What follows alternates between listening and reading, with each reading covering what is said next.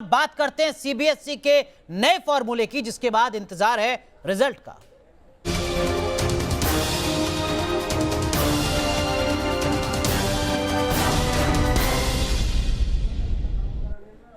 तो देश में 12वीं के 1 करोड़ से ज्यादा छात्र और उनके माता पिता के लिए इस वक्त की सबसे बड़ी खबर है। परीक्षा रद्द होने के बाद बच्चों के 12वीं के मार्क्स कैसे तय होंगे, इसके फॉर्मूले का इंतजार किया जा रहा था। वही फॉर्मूला अब सामने आ गया है। क्या है ये फॉर्मूला, कैसे मिलेंगे नंबर, सब आपको बताएंगे। साथ ही हमारे साथ एक्सपर्ट्स भी जुड़ेंगे जो बताएंगे आपको कि आगे दरअसल में होगा क्या। लेकिन पहले ये रिपोर्ट देखिए।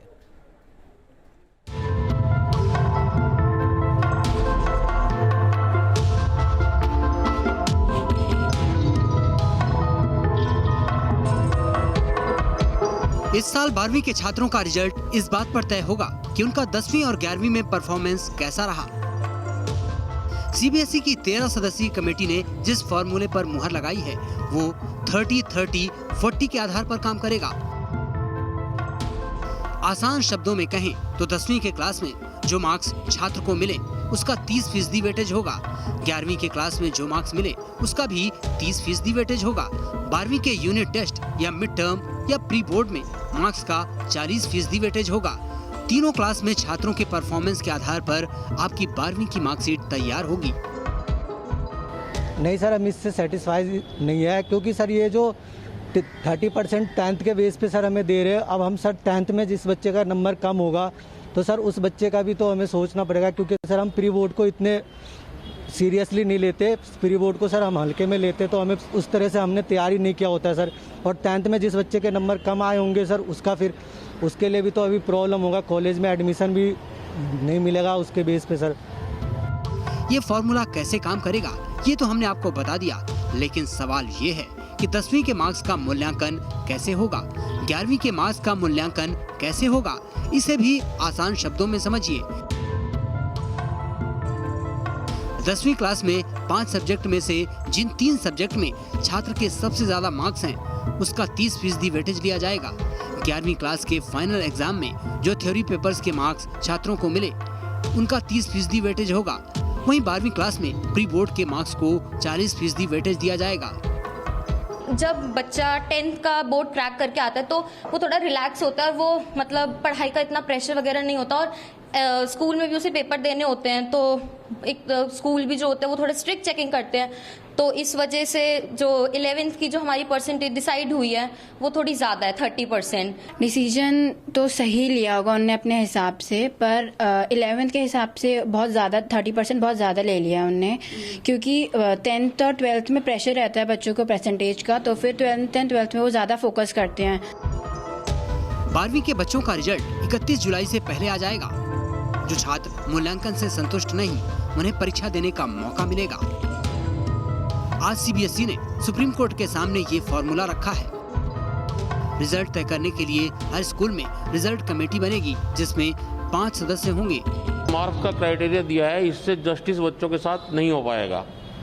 उसका एक बड़ा कारण ये है कि जैसे प्री बोर्ड और 11th क्लास, इनको दोनों को बच्चे बड़े हल्के में लेते हैं और थोड़ा केयरलेस रहते हैं, जिससे कि अपना परफॉर्म अच्छी तरह नहीं कर पाते। जहाँ तक बात 10th क्लास की है, 10th क्लास में ऐसे बच्चे देखने में आए हैं कि जिनका 10th में परफॉर्मेंस बहुत कम होता है और 12th में वो बहुत एनहांस कर जाते हैं। इसलिए ये तो सिर्फ अब आंकड़ों का खेल है कि भी किस तरह से किया जाए, किस तरह बच्चों को पास मार्क्स दिए जाएं। मेरी तो एक कहना और है कि अगर जो इस क्राइटेरिया के बाद जो बच्चे 50% से अबव हों उनके एग्ज़ाम कंडक्ट कराने चाहिए। आपको बता दें कि कोरोना की वजह से इस साल करीब सभी कक्षाओं की परीक्षा रद्द कर दी गई है, क्योंकि 12वीं के मार्क्स कॉलेज में एडमिशन और बाकी कॉम्पिटिटिव परीक्षा का आधार होता है। इसलिए मार्क्स तय करने के फॉर्मूले पर 12वीं के हर छात्र और उनके अभिभावकों की नजर है। Team news nation. तो केंद्र सरकार के इसी फॉर्मूले पर, सीबीएसई के इसी फॉर्मूले पर दिल्ली के डिप्टी सीएम मनीष सिसोदिया ने संतोष जताया है, लेकिन साथ ही ये भी कह दिया है कि अगले साल की तैयारियां भी अभी से हो जाएं ताकि अफरा तफरी ना मचे। हालांकि मनीष सिसोदिया ये बयान पहले भी दे चुके हैं, जिसमें उन्होंने कहा था कि 1 साल की तैयारी पहले से करनी चाहिए, क्योंकि कोरोना इस देश से खत्म होने वाला नहीं है। क्या कुछ कहा मनीष सिसोदिया ने, सुनिए जरा। कॉलेज के एडमिशन तो अब जब अगर ये जुलाई के एंड तक रिजल्ट दे देते हैं तो कॉलेज के एडमिशन तो फिर उसी मार्कशीट के आधार पे हो ही जाएंगे। और जहाँ एंट्रेंस एग्जामिनेशन है वहाँ आई एम श्योर कि एंट्रेंस एग्जामिनेशन के भी कोई ना कोई अल्टरनेट निकालेंगे। साथ साथ जो बच्चे एग्ज़ाम देना चाहते हैं, वो चाहे 10वीं के बच्चे हैं, जो 12वीं के बच्चे हैं, उनके बारे में भी अगर फैसला अभी कोई ले लिया जाता, टेंटेटिव डेट्स अनाउंस कर दी जाती तो अच्छा होता, उसका प्रोग्राम आ जाता। दूसरा मैं कहना चाहूँगा कि ये साल तो हम सुप्रीम कोर्ट के इंटरवेंशन से, राज्यों की मांग पे हम रिएक्ट कर रहे हैं, लेकिन ये काम अब अगले साल के लिए भी कर देना चाहिए। अगले साल भी मुझे नहीं लगता कि कोई बहुत नॉर्मल सिचुएशन में ये साल बीतेगा। तो अगले साल अचानक हम मार्च में बैठ के फिर अफरा तफरी मचा रहे होंगे, फिर कोई आदमी सुप्रीम कोर्ट जा रहा होगा, फिर बच्चे चिल्ला रहे होंगे, फिर राज्य कह रहे होंगे भाई कुछ जल्दी डिसीजन लो।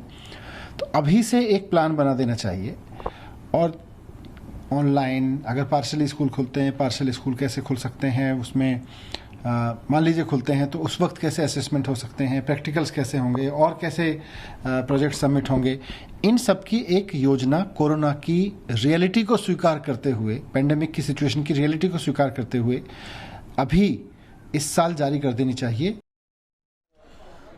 3 खास मेहमान हमारे साथ जुड़ चुके हैं। प्रोफेसर ओंकार सिंह हैं, आप पूर्व वाइस चांसलर हैं मदन मोहन मालवीय यूनिवर्सिटी के। हमारे साथ ज्योति गुप्ता जी जुड़ चुकी हैं, आप प्रिंसिपल हैं डीपीएसजी के। हमारे साथ भावना शिक्षार्थी जुड़ चुकी हैं, आप पूर्व उप शिक्षा निदेशक हैं। आप तीनों का बहुत बहुत स्वागत है। लेकिन सबसे पहला सवाल ज्योति गुप्ता जी आपसे, सही फैसला, सही फॉर्मूला सीबीएसई का?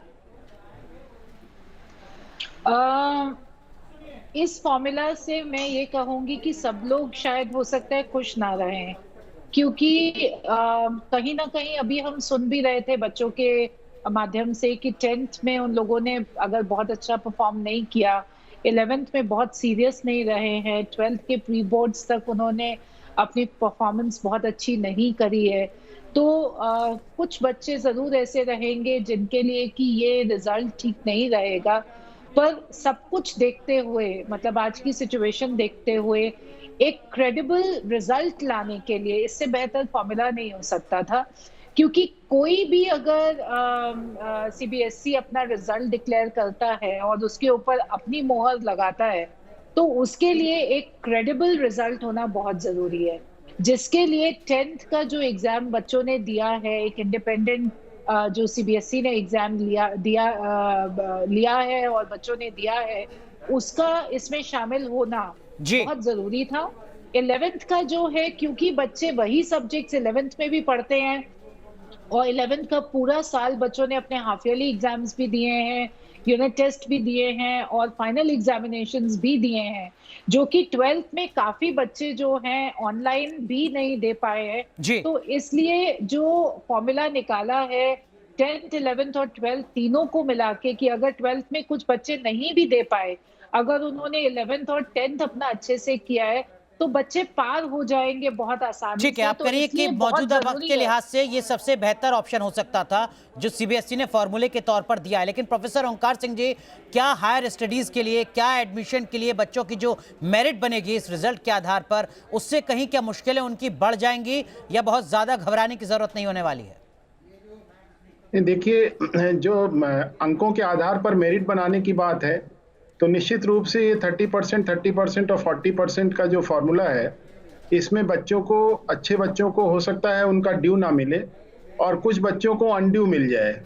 इस बात को कोई भी आप मैथमेटिकल एंटिटीज कंसीडर करके असेस कर सकते हैं। ये बड़ी साधारण सी बात मैं आपको बोल रहा हूँ। तो जहाँ तक हायर एजुकेशन में एडमिशन की बात है, यदि वो एडमिशन की प्रक्रिया अपने टेस्ट के माध्यम से होती है तो उसमें किसी प्रकार की कोई गड़बड़ी होने की संभावना नहीं है और न किसी को निराश होना चाहिए, क्योंकि जब अब टेस्ट के आधार पर प्रवेश होगा तो स्वाभाविक तौर पर बच्चे की अपनी प्रतिभा के आधार पर ही उसकी मेरिट तैयार होगी। ठीक है, तो आप कह रहे हैं कि बेहतर विकल्प ये होगा कि एंट्रेंस टेस्ट के आधार पर हायर स्टडीज में एडमिशन लिए जाएं, मेरिट के आधार पर ना लिए जाएं। लेकिन भावना शिक्षार्थी जी, जो तमाम स्टूडेंट्स हैं, उनका ये भी मानना है कि अगर 10th को वेटेज ज्यादा मिलती 11वीं के मुकाबले तो शायद बेहतर होता, क्योंकि 11वीं में बच्चे उतने ज्यादा गंभीर नहीं होते हैं जितने कि 10वीं और 12वीं में होते हैं।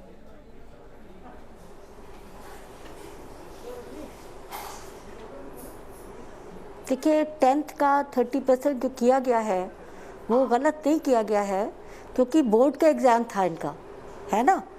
और 11th और 12th के जो मार्क्स का 30-40% किया गया है वो सेम सब्जेक्ट्स उनका 12th में भी है, तो बच्चों का कोई नुकसान आज सच नहीं है। और जितनी भी आपकी एजुकेशन पॉलिसीज़ रही हैं सब में कंटिन्यूस एंड कॉम्प्रिहेंसिव इवैल्यूएशन की बात की गई है, तो ये इन अ वे कंटिन्यूस इवैल्यूएशन है कि हम 10th का भी ले रहे हैं, 11th का भी ले रहे हैं और 12th का प्री बोर्ड ले रहे हैं जी, है ना जी। तो पॉलिसीज़ देखें उस हिसाब से निर्णय सही है, लेकिन ये कि पैंडेमिक सिचुएशन के देखते हुए कुछ ना कुछ तो इस तरह का फॉर्मूला बनाना ही था। या तो हम 0 सेशन डिक्लेयर करते, उसमें सारे बच्चों का लॉस होता। अगर 0 सेशन डिक्लेयर हो जाता तो सब बच्चों का लॉस होता। उस लिहाज से बिल्कुल। लेकिन ज्योति जी, दिल्ली विश्वविद्यालय, दिल्ली यूनिवर्सिटी में हर छात्र छात्रा चाहते हैं, ज्यादातर चाहते हैं कि उनका एडमिशन हो, वहां पर मेरिट के आधार पर होता है एडमिशन। आपको लगता है कि हायर स्टडीज के लिए एक पॉलिसी बनाने की भी जरूरत है जिसमें एंट्रेंस टेस्ट पर फोकस किया जाए, ना कि मेरिट पर, मौजूदा पेंडेमिक की सिचुएशन में?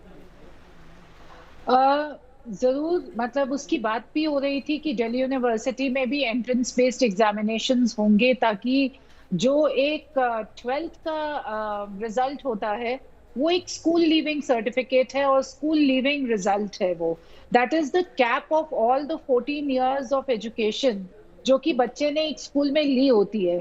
तो हायर एजुकेशन में जब बच्चे जाते हैं, जब साइंस के लिए या लॉ के लिए या मेडिकल के लिए अगर एंट्रेंसेस होते हैं, तो लिबरल आर्ट्स के कोर्सेज के लिए और कॉमर्स के कोर्सेज के लिए भी कहीं ना कहीं एंट्रेंस की जरूरत तो है। और इसकी बात भी हो रही थी, शायद अगले साल से उसको इम्प्लीमेंट भी करना था, एनटीए को एग्जामिनेशंस लेने भी थे, DU-ZAT के तो ऑलरेडी एग्जामिनेशंस होते हैं, उसी तरीके से सब सेंट्रल यूनिवर्सिटीज का भी एंट्रेंस हो जाना चाहिए और दोनों को 12वीं के रिजल्ट्स को और एंट्रेंस एग्जामिनेशंस को डी-लिंक कर देना चाहिए, ताकि बच्चे स्कूल में भी सीरियसली पढ़ें और आगे जाके कॉलेज के लिए भी वो अपनी एंट्रेंसेस को तैयारी रखें उनकी। बट उसका जो बेसिस होना चाहिए वो क्लास 12th के एग्जामिनेशंस या क्लास 12th का सिलेबस ही होना चाहिए, जैसे जेई और नीट के लिए होता है। उससे क्या रहेगा, अगर हम वो नहीं रखेंगे लिंक, तो बच्चे स्कूल के बजाय कोचिंग सेंटर में ज्यादा जाने लगेंगे। तो कहीं ना कहीं लिंक भी जरूरी है। और मेरिट जो कि स्कूल्स का तय हुआ है, जहां प्राइम मिनिस्टर ने अपना इतना ट्रस्ट रिपोज किया है इंटरनल असेसमेंट्स के और स्कूल बेस्ड असेसमेंट्स पे, तो कॉलेजेस को इस साल जो है वो मेरिट के बेसिस पे जाना चाहिए। और जो फॉर्मूला सीबीएसई ने बनाया है एक ऑब्जेक्टिव क्राइटेरिया के तौर पे, क्योंकि प्रैक्टिकल एग्जामिनेशंस तो एक्सटर्नल हुए ही हैं, साथ में जो 10th का है 30%, वो भी एक एक्सटर्नल एग्जामिनेशन है, वही एक डिफरेंशिएटर की तरह से काम करेगा। ज्योति जी, मैं आपके पास एक बार फिर आऊंगा, बेहद अहम बात आप कह रही हैं और आपसे समझूंगा कि जो स्टूडेंट्स आपसे इंटरेक्ट कर रहे हैं उनके मन में किस तरीके के सवाल हैं और क्या उन सवालों को एड्रेस यहां पर किया जा रहा है। लेकिन प्रोफेसर ओंकार सिंह जी, इस रिजल्ट के बाद वो स्टूडेंट्स जो विदेश में जाकर पढ़ना चाहते हैं हायर स्टडीज के लिए, क्या आपको लगता है कि उनको किसी तरीके की दिक्कतें होने वाली हैं? नहीं, देखिए, जहाँ तक विदेश में जाने की बात है, विदेश में 12वीं के जो ओवरऑल ग्रेड का वैल्यूएशन की बात है, तो स्वाभाविक तौर पर जो आज की परिस्थिति है और यदि हम इसको विगत वर्षों से कंपेयर करेंगे, तो जो हमारी क्रेडिबिलिटी है इस साल के मार्कशीट की वो नहीं है जो कि पिछले वर्षों के मार्कशीट की रही होगी। तो विदेश में जाने पे जिन विश्वविद्यालयों में सैट के आधार पर या उनके अन्य प्रवेश प्रक्रिया के माध्यम से प्रवेश होते हैं, वहां पर कोई समस्या नहीं होगी। लेकिन जहां तक क्रेडिबिलिटी की बात है, तो निश्चित रूप से ये जो हमारा इस साल की जो बिना परीक्षा के जो हम ग्रेड्स अवार्ड करेंगे, फॉर्मूला है, फॉर्मूले में कमियां हमेशा रहेंगी, ऐसी कोई नहीं बन सकता जिससे हर एक को सेटिस्फाई किया जा सके। बिल्कुल, लेकिन भावना जी, क्या हम उम्मीद करें कि स्टेट, चूंकि स्टेट्स को भी फैसला लेना है, एजुकेशन स्टेट सब्जेक्ट है, क्या बाकी राज्यों के बोर्ड भी इसी तरीके के फॉर्मूले पर अब काम करने वाले हैं?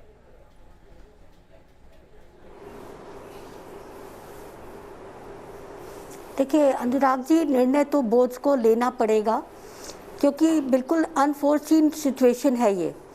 किसी ने कल्पना भी नहीं की थी कि हमारे सामने कभी कोई एक वर्ष ऐसा आएगा कि हम बच्चों को बिना पढ़ाए ग्रेड्स दे देंगे या कंटिन्यूस इवैल्यूएशन को मानते हुए 10th 11th और 12th के प्री बोर्ड्स के बेसिस पर हम उनको पास कर देंगे।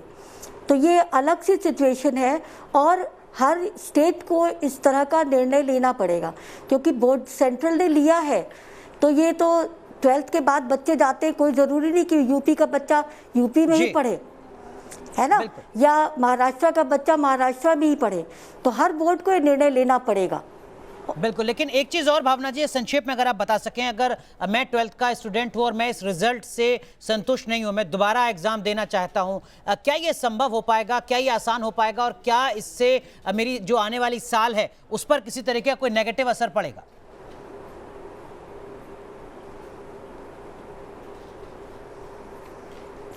देखिए, अगर कोई एग्ज़ाम लेना चाहता है और एग्ज़ाम्स की व्यवस्था की जाती है तो ये बहुत अच्छी बात है, लेकिन आपको एक बात हम और बता दें कि इतना आसान नहीं है कि हम कोविड से नियर फ्यूचर में पार पा सकें, है ना। ये हम नहीं कह सकते कि जुलाई अगस्त, मान ली हमने निर्णय ले लिया कि 1 जुलाई से स्कूल्स खोल दिए जाएंगे, टीचर्स के लिए ही सही, लेकिन अभी हम जानते हैं कि 3rd वेव आनी है। बिल्कुल, 3rd वेव में क्या सिचुएशन होती है, तो ऐसे में अगर हम कोई निर्णय ले लेते हैं तो शायद उस निर्णय को फिर परिवर्तित करना पड़ सकता है। लेकिन ज्योति जी, जो तमाम स्टूडेंट्स हैं जो आपके स्कूल में पढ़ते हैं, 12th में हैं, उनके मन की बात क्या है जो आपसे उन्होंने साझा की हो, और क्या वो एड्रेस हो पाई है इस फॉर्मूले में?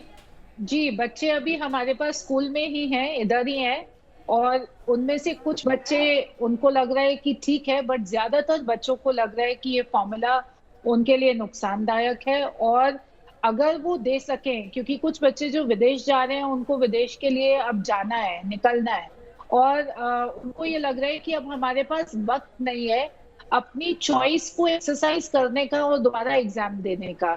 और उनका ये भी कहना है कि हमें पता है कि अगर हम इम्तिहान देंगे तो हमारे ज्यादा नंबर आएंगे। अब कितने बच्चे उस चीज का एक चांस लेते हैं वो देखना पड़ेगा एक दफा पूरा रिजल्ट जब तैयार होएगा, क्योंकि जो अभी गाइडलाइंस आई हैं वो काफी कॉम्प्लिकेटेड है, वो सिंप्लीफाइड नहीं है। वो मतलब एक स्कूल अपना एक फॉर्मूला बना के पूरा सब बच्चों के लिए नहीं रिजल्ट निकाल सकता, एक एक बच्चे के रिजल्ट के ऊपर काम करने की जरूरत पड़ेगी। बिल्कुल, इतना आसान नहीं है, अलग-अलग वेटेजेस इतना आसान नहीं है इस फॉर्मूले को भी अमल में लाना, और उस फॉर्मूले के अमल में आने के बाद भी बड़ी संख्या में स्टूडेंट्स ऐसे होंगे जिनके जहन में कुछ सवाल होंगे, लेकिन क्या यही एक विकल्प था मजबूरी के दरमियान? ये अपने आप में एक बड़ा सवाल है। बहुत बहुत शुक्रिया आप तीनों का जुड़ने के लिए।